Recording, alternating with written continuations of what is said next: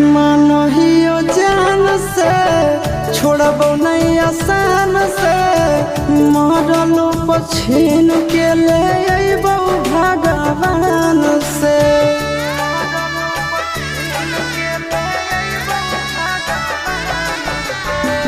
मानहियो जान से छोड़बो नहीं आसान से मरलो पछीन के ले अइबो भगवान से।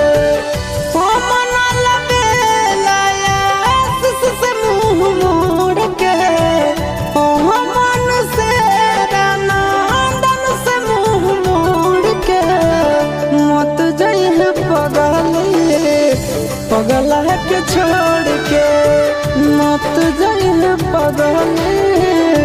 पगला के छोड़ के।